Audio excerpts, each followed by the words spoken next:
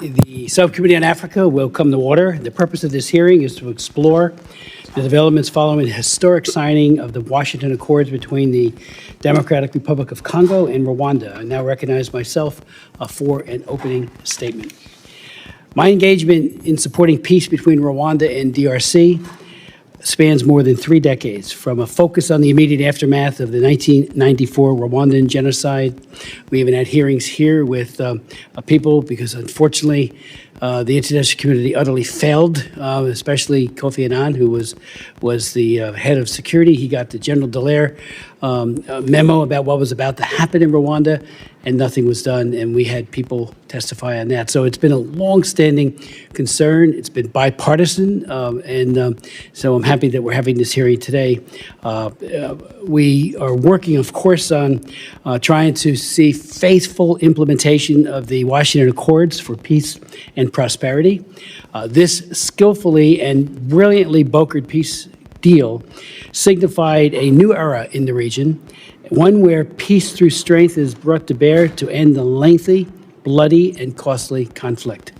Bringing both parties to negotiate at the same table was historic in and of itself, the first time in modern history where such progress has been made on this conflict. The deals agreed to will secure extraordinary benefits, if faithfully implemented, for the DRC, for Rwanda, and for the United States.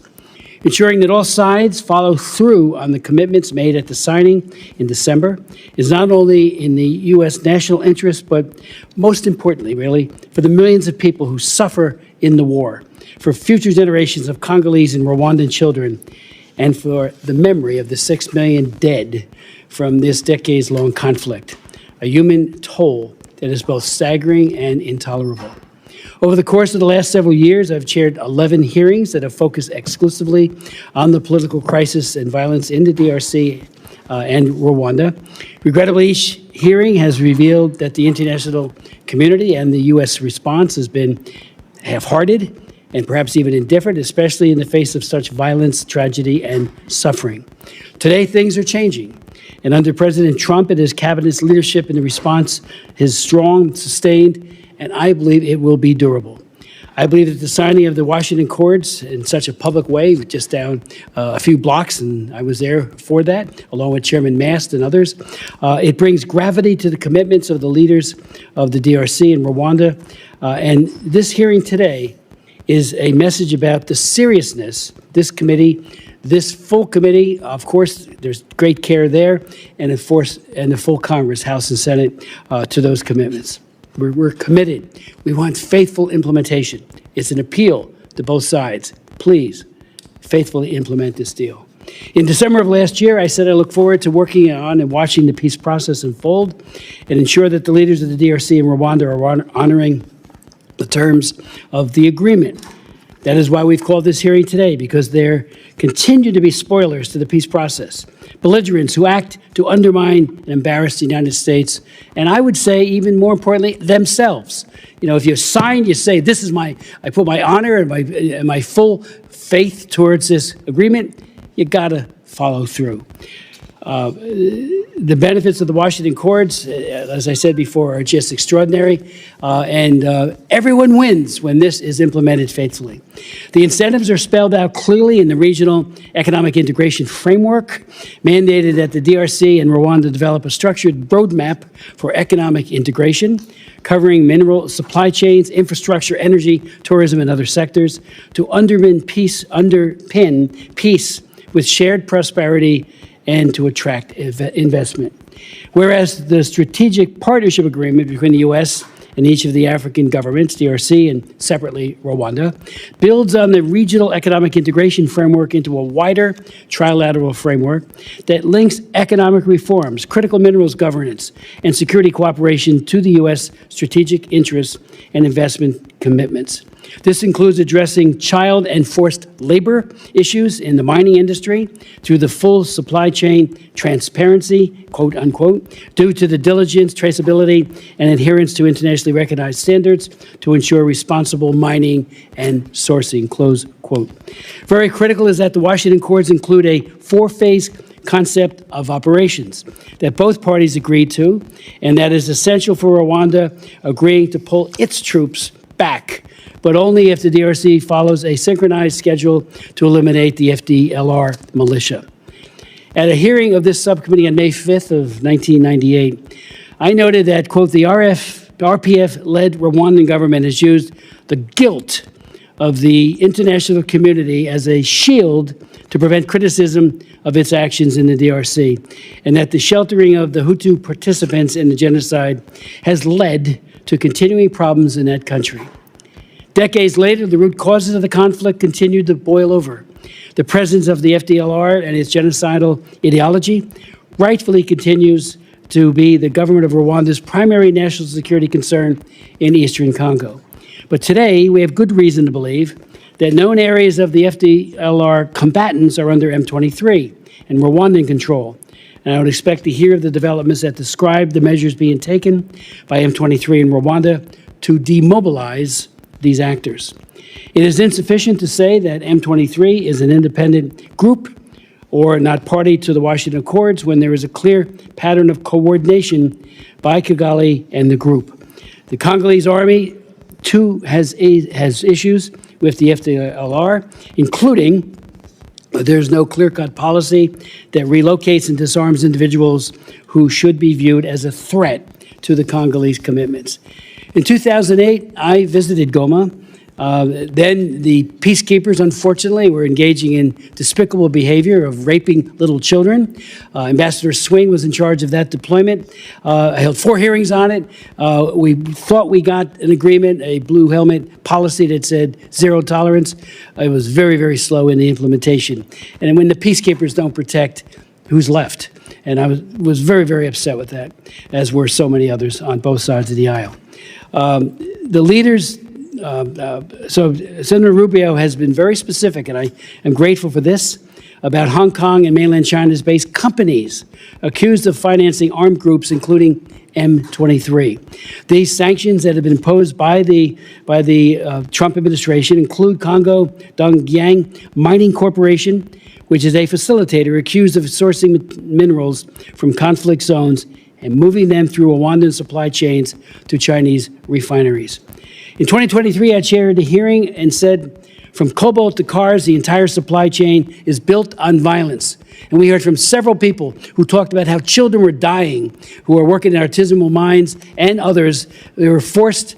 Chinese government I have a bill in that would try to stop it. It has not passed. Part of it passed on the, over on the, what do you call it, the Ways and Means Committee, but it still has not proceeded. Hopefully what's happening now eclipses any need for anything like that, because this agreement is so comprehensive. We must break our dependence on minerals from that finance the Chinese Communist Party, as I said back in 2023, and that fuels the stability proffered by the CCP. The Washington Accords are more than minerals. It's a culminating event designed to end the suffering in the war. And I asked in December of 2012, can the inter-ethnic problems in the DRC and its neighbors finally be resolved so that a lasting peace can be achieved? Let me just point out, too, during the worst days, and it's back again, of the Darfur genocide, many people said, why isn't there any attention being brought to the killing fields in DR Congo? We had Matt Affleck come in and testify, and so many others. Tony Hall, whose staff is here, he'll be testifying at our follow-up hearing to today. So many people spoke out and said, what about the DR Congo? And what about Rwanda? So the Accords, I think, answers that question very robustly. And again, Sarah, thank you for being here, and I'll introduce you formally in a moment. I'd like to yield to Sarah Jacobs, our distinguished ranking member. Thank you, Mr. Chairman, for holding this very timely hearing. And Deputy Assistant Secretary Troutman, thank you for testifying before our committee today.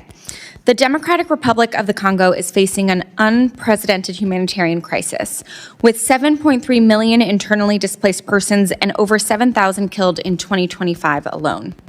More than 26 million people are experiencing life-threatening levels of acute food insecurity. It is one of the most complex and long-standing humanitarian crises in the world. While the latest escalation between DRC and Rwanda started in 2022, the conflict in eastern DRC has been ongoing for at least 3 decades. Civilians have suffered the most under this conflict, either being caught in the crossfire or being targeted by armed groups. conflict-related sexual violence have reached epidemic levels in eastern DRC. Cases have only escalated this year, while impunity for its perpetrators, including the M23 and other armed groups and military forces, prevails. So I do appreciate President Trump's high-level attention to this conflict that is too often ignored and put on the back burner. But this conflict and the people of DRC, they deserve sustained high-level attention and care, and not a fleeting concern that gets easily forgotten. And I would argue that the president's promises and statements that he has already ended the war between DRC and Rwanda ring hollow, when we are in fact not seeing peace or stability on the ground at all. I'm also concerned that the lack of consultation and inclusion of civil society and local communities is setting up the peace process to fail before it even gets off the ground. Only 5 days after the signing of the Washington Accords between President Tshisekedi and President Kagame, hosted by President Trump, the M23, co-located with the Rwandans along the front lines, took over the strategic city of Uvira in South Kivu. And while M23 has reportedly retreated partially from Uvira, we still have not seen the full retreat to 75 kilometers outside of Uvira back to Kamanyola, as the United States called for in December. And we are now receiving reports of reprisal attacks against the Banyamulenge, a Congolese Tutsi community, and other civilians accused of supporting the M23 by the Wazalendo and other armed bandits.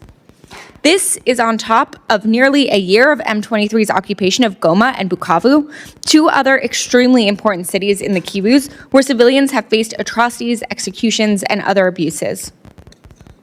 Both parties have made commitments that they have failed to maintain. Rwanda clearly continues to support the M23 and deploy its own forces, the latest numbers ranging from 5,000 to 7,000 troops in eastern Congo, not including the latest Uvira offensive, in violation of the DRC's sovereignty.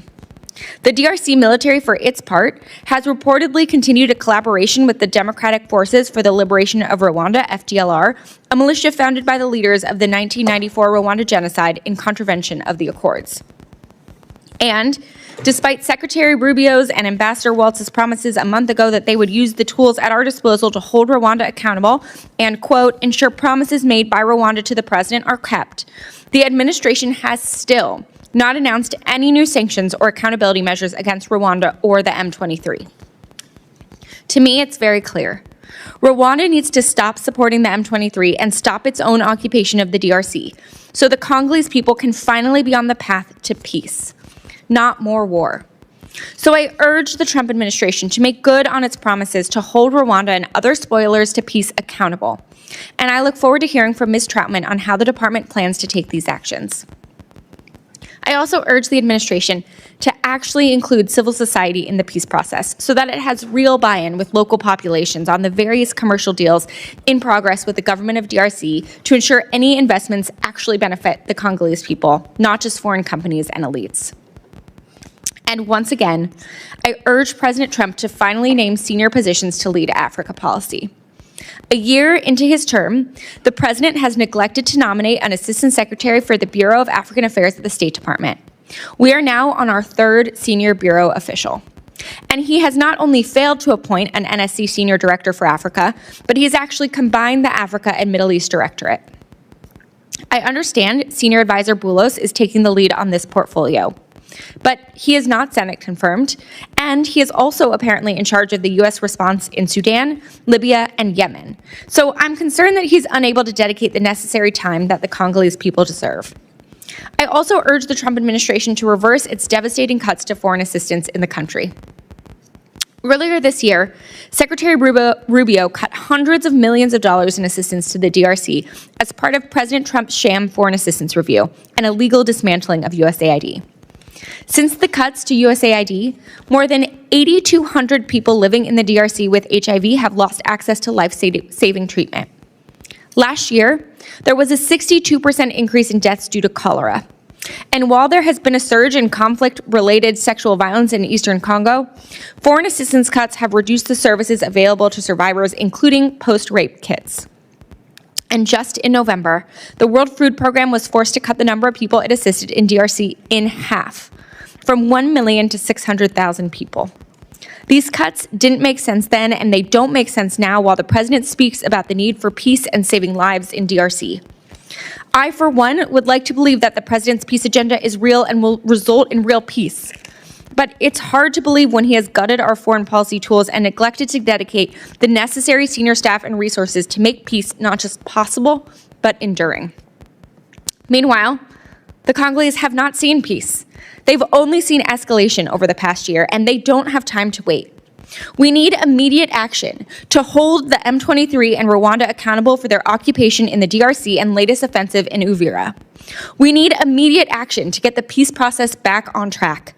And we need the administration to invest in its own institutions and tools so this process is successful. The Congolese people have endured violence, exploitation, and promises of peace for long enough. It is cruel to call the war in DRC over while the M23 was executing people over the holidays. It is time for the United States, along with the international community, to recommit to this peace process and demonstrate seriousness about holding spoilers to peace accountable. So I look forward to hearing from Deputy Assistant Secretary Troutman on the State Department's plan to fulfill the President's goal to actually find peace in the DRC. Thank you, Chairman Smith. I yield back. Dr. Jackson? Wait. Witness introduction. You? Witness introduction. I know. You want to say a few words? First. Yeah. I'll wait till my question. You sure? Okay. Let me introduce our very distinguished witness, someone we know so well on this committee, Sarah Troutman, who serves as Deputy Assistant Secretary of State in the Bureau of African Affairs and coordinating the administration's policy priorities in the Central African countries. She comes directly from serving as a senior advisor in the Bureau of African Affairs. Previously, she was director of the government relations at the One Campaign, where she advanced self-sustaining economic growth in African countries. She also served on the House of Representatives Foreign Affairs Committee, sitting right back here all the time, for 5 years under Chairman Michael McCall, most recently as the professional staff member, and did a wonderful job. She received her BA in History and French and subsequently earned an MA in Violence, Terrorism, and Security from Queen's College in Belfast, Northern Ireland, an area that has known its, unfortunately, disproportionate share of violence itself over the many decades. We did have a staff member briefing yesterday, a closed briefing in the SCIF with Mr. Bulus, who's spent as much time, it seemed, that we wanted to advance to ask him questions. He was very forthcoming, as were you, Sarah. But so much of what was said then cannot be replicated here. But I do believe that we're admonishing the administration, asking the administration to move quickly with sanctioning against certain individuals who are committing atrocities and blowing up this plan if that's what they are intending on doing. And I do think that will be forthcoming. So I just hope you could take that back on the record. That we really want to see this work, it works when people know that there might be a sword of Damocles hanging over their head. So Sarah, the floor is yours. Chairman Smith, Ranking Member Jacobs, and distinguished members of the subcommittee, thank you for the opportunity to testify on the United States' efforts to advance peace between the Democratic Republic of the Congo and Rwanda, culminating in the signing of the Washington Accords on December 4th, 2025. As a former staffer of the House Foreign Affairs Committee, I just want to say that I'm especially honored to be at this table today. For more than 3 decades, the Eastern DRC has been plagued by conflict, instability, and human suffering. The region's challenges have defied easy solutions, with cycles of violence undermining development and threatening the security of millions. The United States has long recognized the strategic importance of the Great Lakes region, both for our own interests and for the well-being of the region's people. On December 4th, at the Donald J. Trump Institute for Peace, President Tshisekedi and President Kagame signed the Washington Accords, a historic step forward that marks the most meaningful advance toward resolving this conflict in decades. This achievement is a testament to the power of sustained high-level diplomacy and the importance of American leadership on the world stage. President Trump is the peace president, and the landmark breakthrough achieved by the Washington Accords would not have been possible without his leadership. His direct engagement, vision, and determination to see this conflict resolved were instrumental in bringing the parties to the table and sustaining momentum throughout the process. I also recognize the leadership of Secretary Rubio and Senior Advisor Masad Boulos, whose tireless efforts were critical in forging consensus and guiding the negotiations to a successful conclusion. The benefits of the Washington Accords are profound. For the people of the DRC and of Rwanda, the Accords offer a pathway for lasting peace, improved security, and the opportunity to rebuild communities devastated by decades of violence. For the United States, President Trump designed the Accords to advance American interests in regional stability and promote economic growth that benefits both Americans and the region. As a key component of the America First foreign policy objectives of this administration, the Accords deliver direct, concrete benefits to the American people. By stabilizing a region that is a major source of critical minerals, including cobalt and coltan, which are essential for the U.S. manufacturing and defense sectors, the Accords help secure American supply chains and reduce our reliance on competitors like China. The Strategic Partnership Agreement with the DRC is a first-of-its-kind, legally binding agreement that creates the conditions for significant U.S. investment into the DRC in critical minerals and key strategic infrastructure, and lays out the path forward for U.S.-DRC cooperation on the Sakania-Lobito corridor. A more stable Great Lakes region means less need for costly U.S. humanitarian interventions and peacekeeping missions, allowing us to focus taxpayer resources on priorities at home while upholding U.S. global leadership and securing supply chains. For the region, the Washington Accords represent a new chapter. The Accords establish clear commitments from both sides to respect territorial integrity, cease support for armed groups, and cooperate on border security and economic development. The Accords also envision a robust framework for monitoring and implementation, with the United States, Qatar, and the African Union working together to play a central role in future mediation and oversight. We know that peace is fragile, and our work does not end with the signing of the Accords. As we move forward, our focus remains on the difficult work of implementation. We are working closely with our partners in the African Union, the United Nations, Qatar, and other regional and international stakeholders to ensure that commitments are translated into concrete action on the ground. This includes supporting the Qatari-led talks between the DRC and the M23 armed group, strengthening the AU's mediation architecture, and mobilizing resources for post-conflict recovery while burden sharing with partners. We will ensure that the promises made in Washington are kept, that the peace process delivers real results so that the people of the region see tangible improvements in their lives, and that the conditions for increased U.S. investment are realized. Transparency and accountability are central at every stage, and those who threaten peace will be held responsible. As Secretary Rubio said, we will take action to ensure promises made to the President are kept.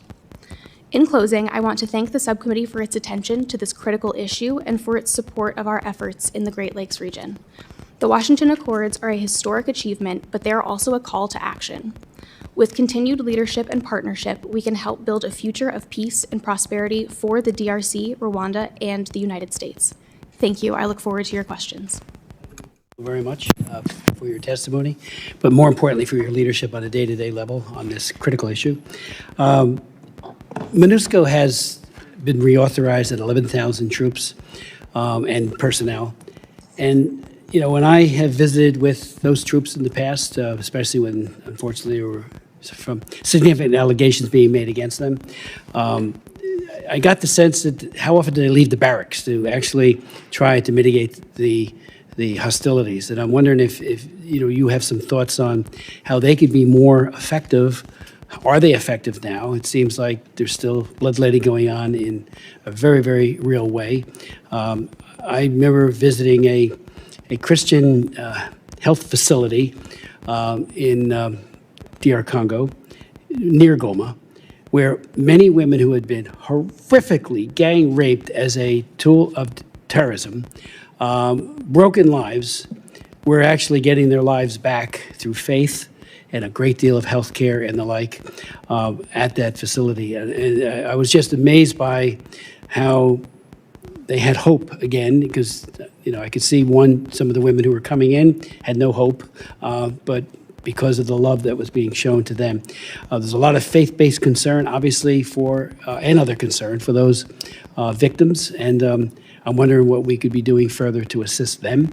But in terms of the agreement, and I said it a moment ago, I do hope that there will be, there needs to be, you could ramp up or just say, look, we're not kidding.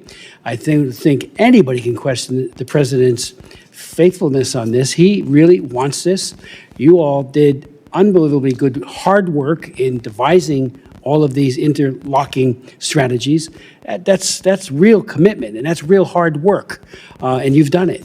And, when one or both or some of the parties don't respect that, you shouldn't blame the person who convened them and brought everybody into that multiple rooms, multiple times, to try to hatch out a deal. So but I do hope that there will be a real hard hit on those who are fomenting the end of this agreement by allowing M23, for example, to commit the atrocities that they're committed.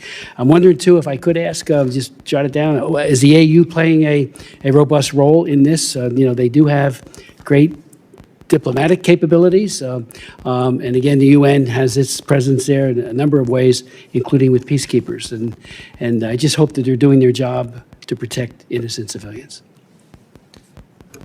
Thank you so much, Mr. Chairman, for those questions. To start with addressing MONUSCO, Yes. we do assess that MONUSCO is currently the only force deployed in Eastern DRC that has the capacity to support these agreements that we have signed.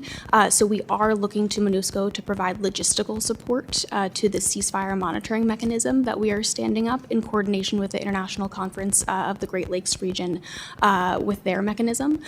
So we are discussing how MONUSCO can be more helpful in holding up the accords specifically and also the Doha Framework Agreement. In the most recent mandate renewal, we were pleased to see language in MONUSCO's mandate that explicitly allows them to support these agreements. And Secretary Rubio did fund MONUSCO in the most recent funding obligation. So the U.S. does remain committed to supporting MONUSCO and to allowing it to play a more effective role in Eastern DRC. With that said, we do see significant obstruction to MONUSCO's capabilities. We see M23 obstructing MONUSCO's movements and capability to protect civilians. So that's something we continue to push on. We, of course, would like to see MONUSCO be more effective, especially in the protection of civilians. So we will continue to discuss the force's role. In terms of implementing the accords, as you mentioned, we fully intend to hold accountable any spoilers to the peace process. We, of course, appreciated President Trump's personal involvement in the December 4th signing of the accords. The president is rightly proud of the progress that we have made under his leadership over the past year in bringing an end to this conflict. And with that recognized, we know that peace is complicated, and Secretary Rubio immediately after the signing said, we have an agreement, and now the agreement has to be lived up to. So really putting the onus on the parties, as you said, to uphold their commitments. And he also said that, like any conflict, there are going to be ups and downs in that implementation, but he made it clear, and I also want to make clear today, that we will stay the course, and the U.S. remains absolutely committed to moving forward under the framework of the Washington Accords as the best way to resolve this conflict. We do intend to keep all options on the table to hold spoilers accountable. I also want to be clear that since December 4th, unfortunately, we have seen violence in Eastern DRC intensify. We saw M23 with support from the Rwandan Defense Forces that has been documented and stated by Ambassador Waltz, most recently at USUN.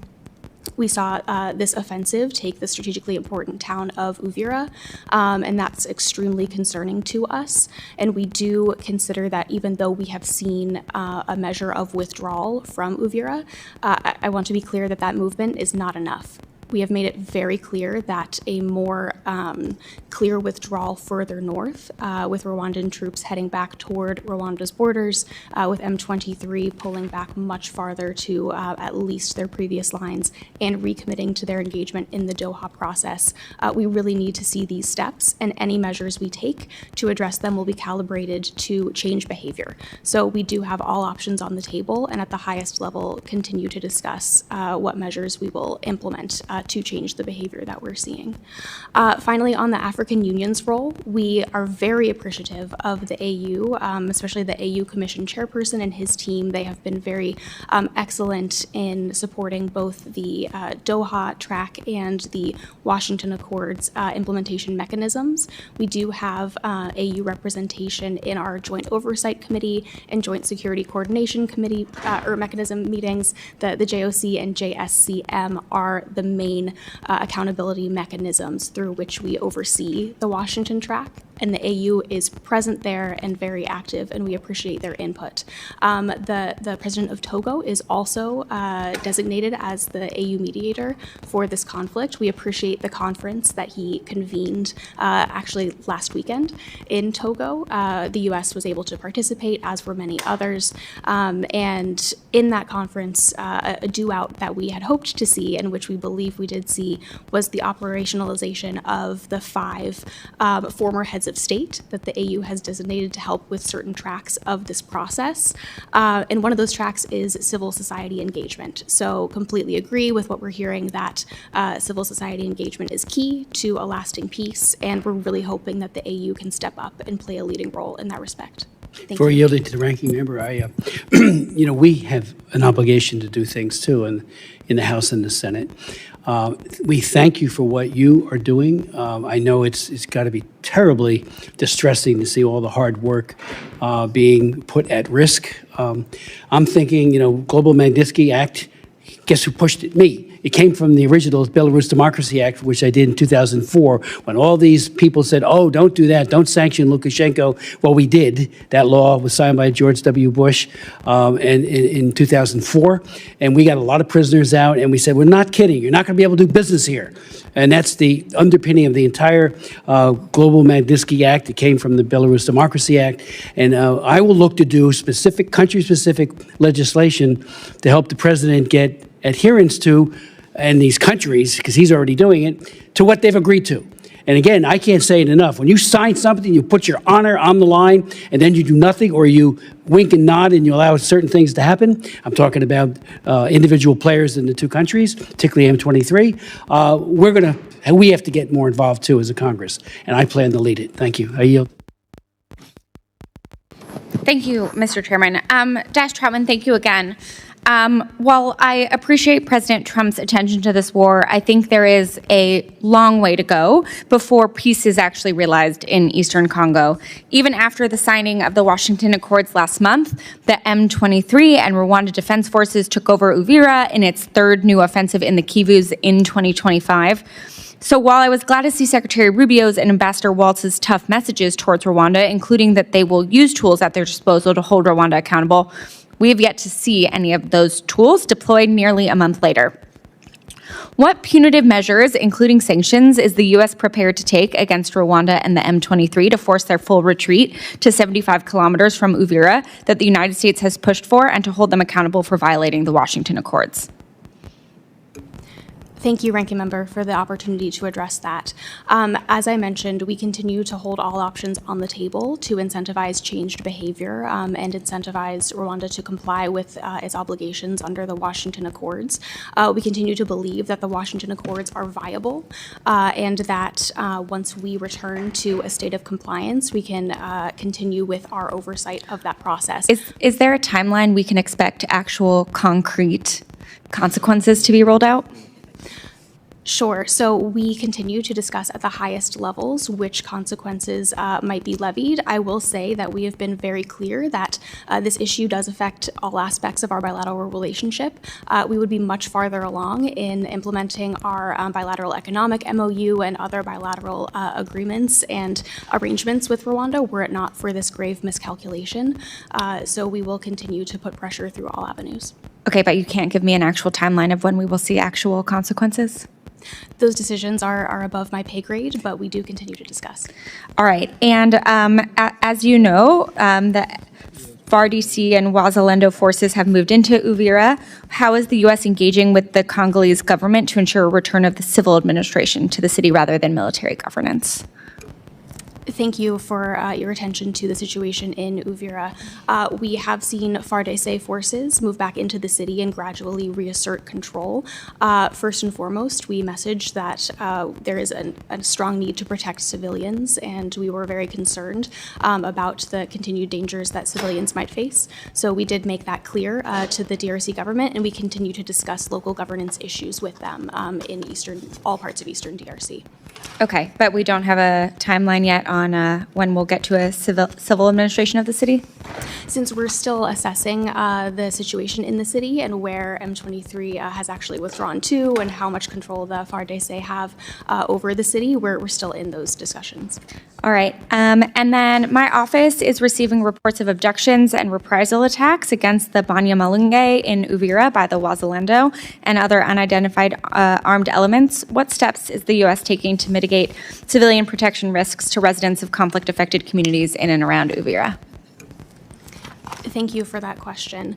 We remain very engaged with the DRC government in emphasizing the importance of protecting civilians and using channels of communication with other groups, including Wazalendo, to emphasize that reprisals cannot be seen in these communities.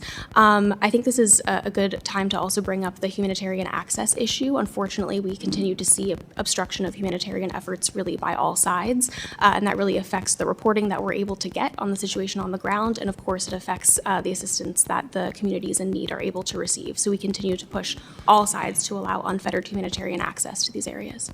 All right. I want to turn now to the importance of civil society. I appreciate that you acknowledged how important they are. I'm glad to hear that the plan is to have the AU do some consultations. But, what is your response to criticism from Congolese opposition and civil society figures, including Nobel laureate Denis Mukwege, that the U.S.-backed peace process has effectively rewarded Rwanda with pledges of U.S. investment for attacking DRC?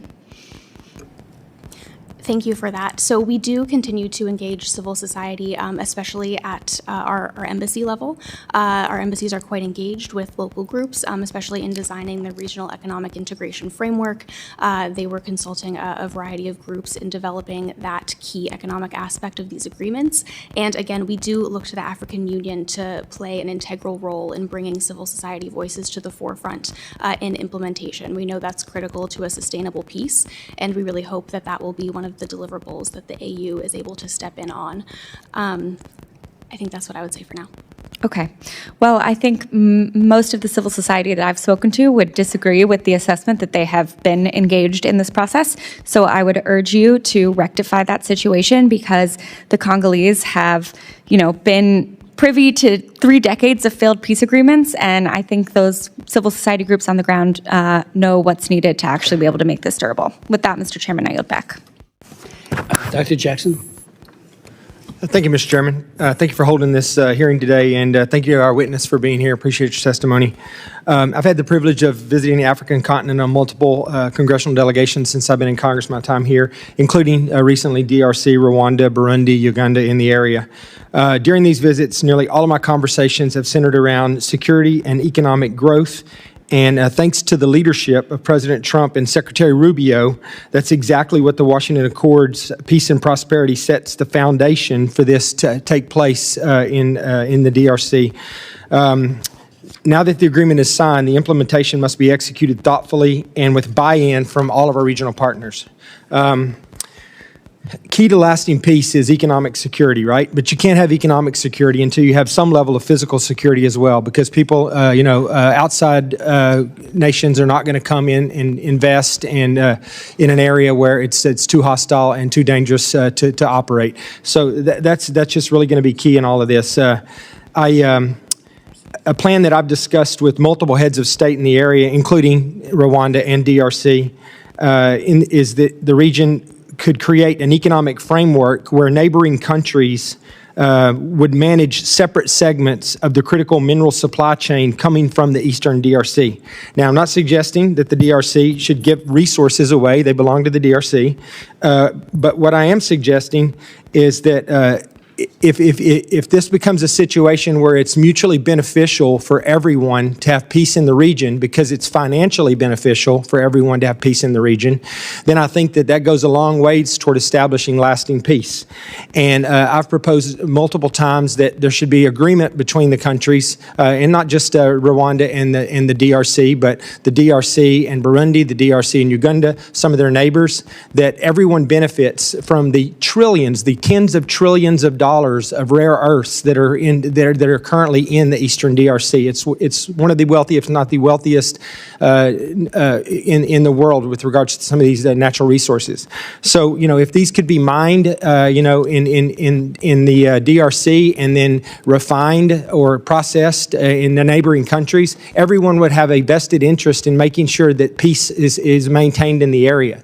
I also think that another area that's big here is that in order to get the physical security that we talked about, well, first off, let me just say that once that happens, another area that I've stressed really strongly is that the resources that come from this agreement down the road, if this were to take place, and some of this tremendous wealth were realized by the DRC and its neighboring countries, as I described, I think that it's absolutely critical that these resources have to be reinvested in the people of the DRC, the infrastructure. They have to see their lives getting better based on these minerals, being processed and sold.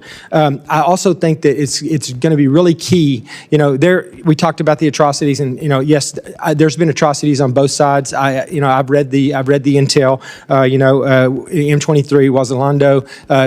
There's been some atrocities across the board. It's been going on for a long time now, right? But I also maintain that M23 is an armed militia group.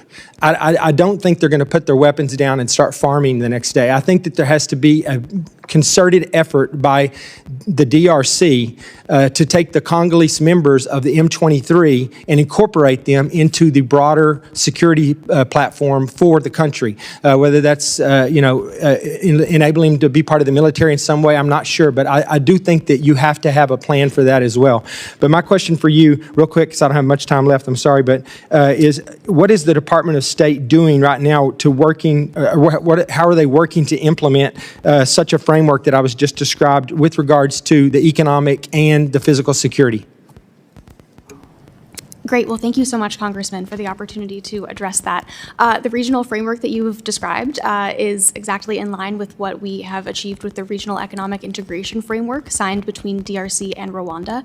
So that was a big incentive to participate in the peace process. Like you said, economic security and physical security do go together, and we won't have increased investment until we do have peace.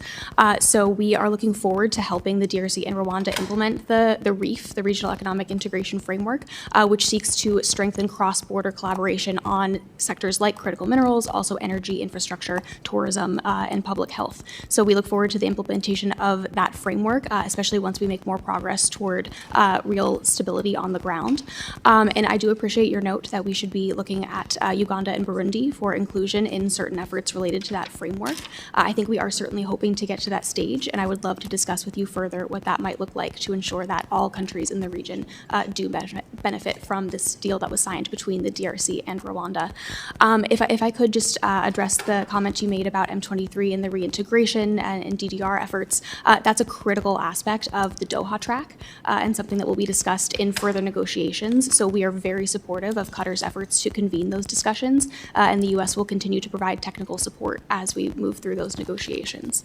So thank you so much, and I look forward to having more conversations with you and your team about how we can support investment in the DRC and the region. Thank you. I appreciate that. And I know this, I'm making it sound a lot easier than it actually is. There's been, this has been going on for decades now, this conflict. And, but I do think that at some point there have to set aside differences, and there has to be a way for M23 to reintegrate, and for everyone, including, both sides of this conflict, to see that they are benefiting from what's going on with the vast mineral wealth there that I think is ultimately the solution to this problem. But once again, I thank you for your time. And with that, Mr. Chairman, I yield. Chair recognizes the gentleman from Illinois, Mr. Jackson. Thank you, Chairman Smith. For decades, the Democratic Republic of the Congo, DRC, has been trapped in a cycle of violence due to ethnic conflict between government actors, a variety of rebel groups, and foreign actors. Today, almost 15 million people in the DRC need humanitarian assistance, and almost 27 million people will face crisis or emergency levels of food insecurity in 2026. In December, Congolese President Félix Tshisekedi and Rwandan President Paul Kagame officially signed the U.S. brokered peace agreement and economic framework. The sustainability of this agreement is questionable given that it prioritized economic benefit from extraction of critical minerals over building sustainable peace, excluded key actors impacted by the conflict, especially local civil society and Congolese women and girls, did not get involved in the influential destabilizing actors and parties to the conflict, such as the March 23rd movement, the M23. Over the last year, the administration terminated conflict and atrocity prevention and resolution programs in the country that advanced livelihoods and promoted stability around critical minerals, which has in turn undermined stability and threatened the success of the U.S.-led peace efforts.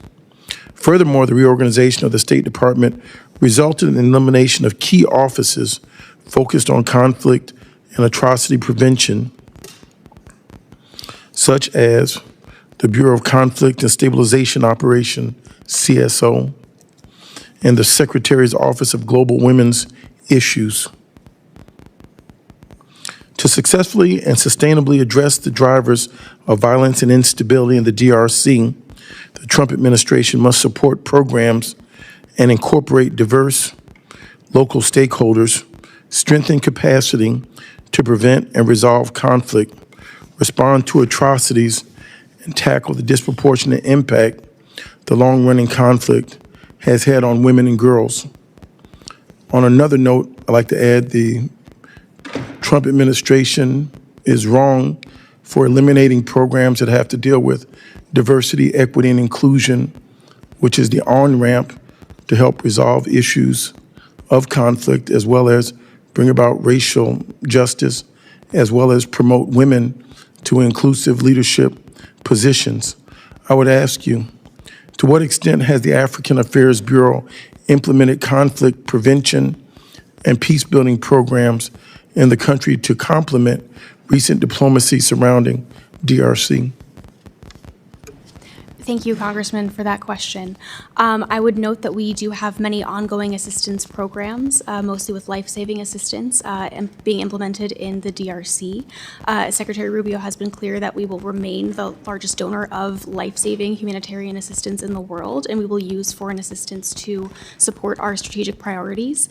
The DRC clearly is a strategic priority, and bringing stability and peace to the region is obviously a focus for President Trump. So we look forward to continuing those assistance programs. I would add that we continue to implement programs, including those which offer protection and medical services to women and girls, and other programs that focus on protecting vulnerable populations. So absolutely recognize that women and girls are under extreme threat in the eastern DRC, and we will continue those protection efforts. Is there any particular reason why the U.S.-backed peace plan was not inclusive, as civil society, including women-led civil society, was not included in official talks? Thank you so much for the chance to address that. So we did include civil society in consultations, especially around the regional economic integration framework, and we look forward to those conversations ongoing as we look at how to implement the framework and encourage investment in the region. And we are looking to the African Union to really step up in this lane and bring civil society voices to the forefront as they help us with the implementation of these agreements. So we look forward to speaking with those groups, especially in coordination with the AU. And as we speak in closing, I find it rather curious that the President of the United States puts more bans on African countries, more bans on integrating Africa into the global economy, making more barriers between our great countries to participate. I thank you so much for your cooperation, participation. I yield back, Chairman. Thank you. Mr. Olszewski. Thank you to Chairman Smith, Ranking Member Jacobs for holding this hearing. Thank you to our witness for being here. Just a little bit of context for Congolese civilians living in the DRC. The real test of the Washington Accords is pretty simple.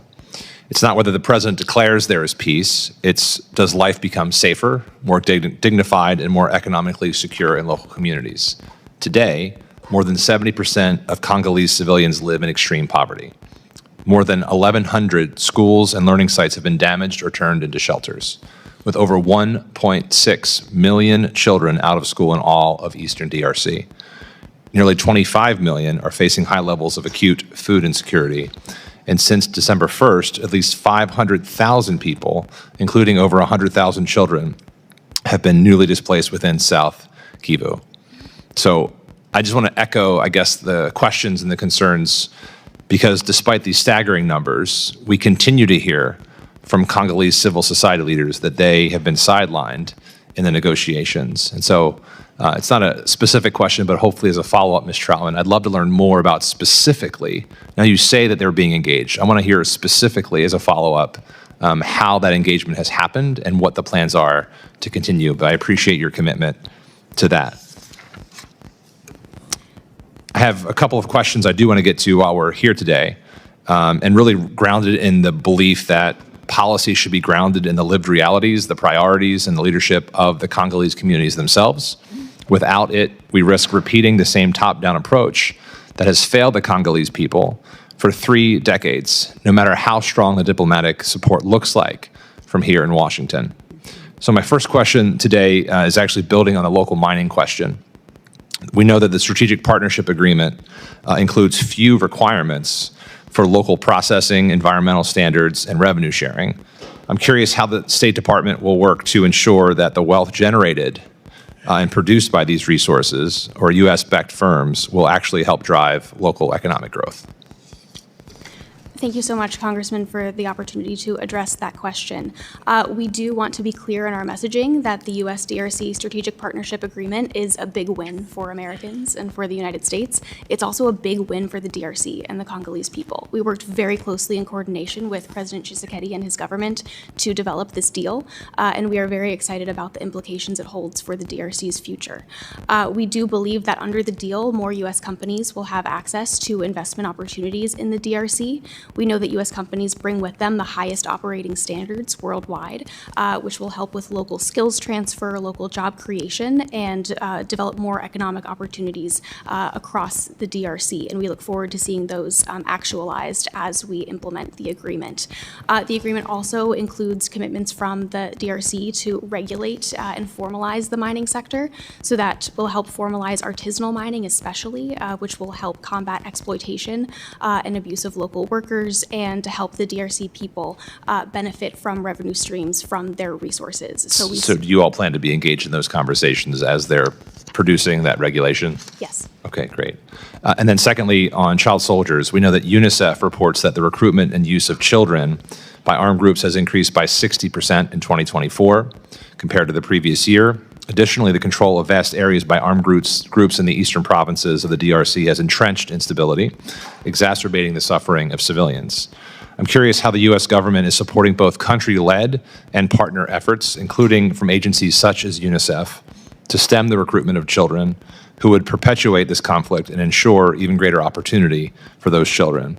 What active awards does the department have in the DRC that's working to address the needs of these vulnerable children? Thank you so much for the chance to address that issue. So I would say we continue to raise the issue of child soldiers at the highest levels in our cooperation with the DRC government. Regulations related to the use of child soldiers obviously prevent a significant amount of security cooperation with countries that have been deemed to have this issue. So in signing the bilateral U.S.-DRC Security Memorandum of Understanding that we established on December 4th as well, we've been clear that in order to implement, we do follow, obviously, U.S. regulations, and the use of child soldiers continues to be of grave concern to us within DRC territory.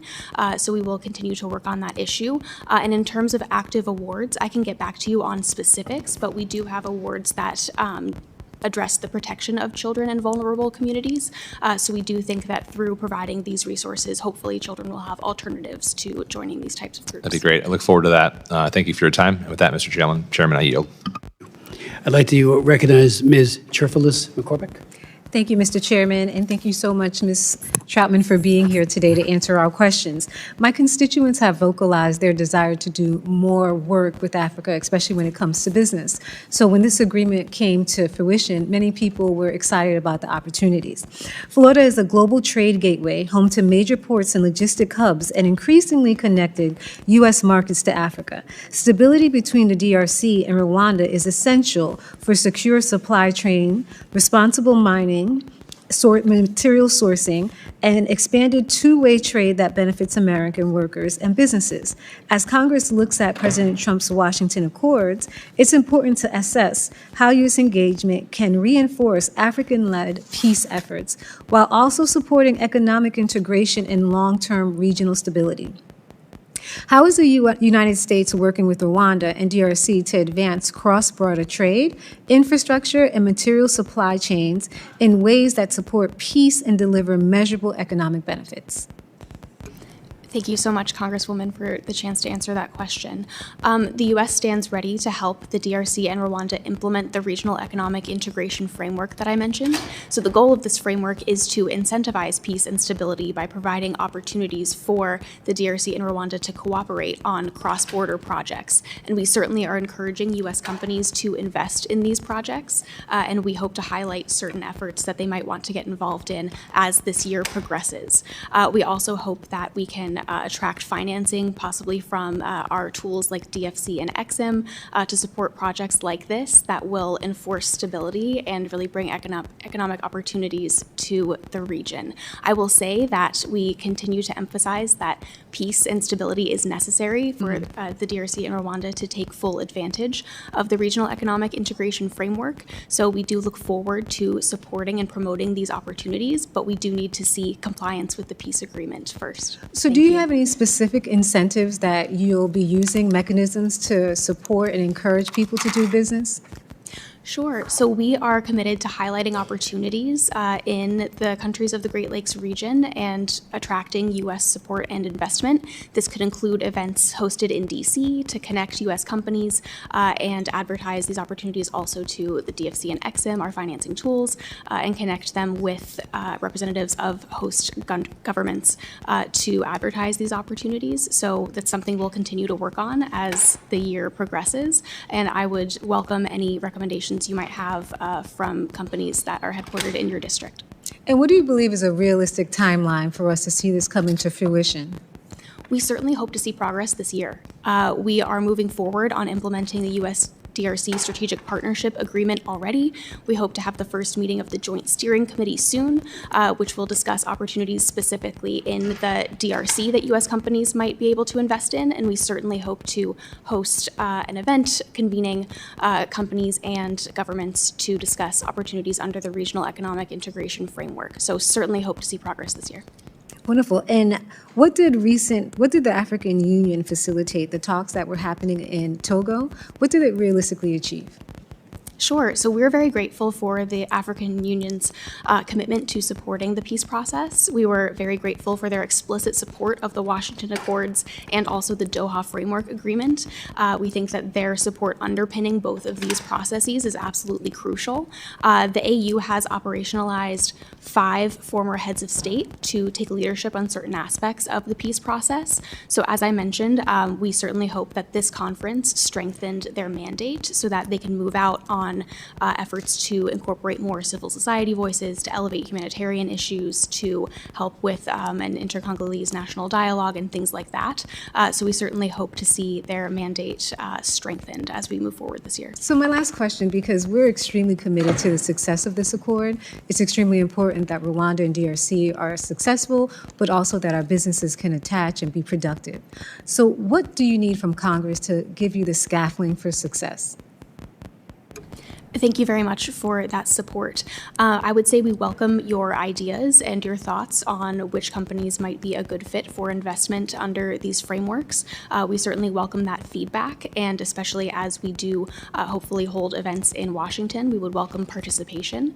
So I'll certainly keep in touch with your staff on future Now, are you only opportunities. having events in DC? Because if you can come into Florida, we have great weather to have events. If we can lure you now. San Diego's very nice also, but you want to come to Florida. We would love to host events. We've been doing a lot of events, doing business with Africa, and people love it. So whatever we can do to help support and move this initiative forward, we would love to do. Thank you so much for being here. Thank you.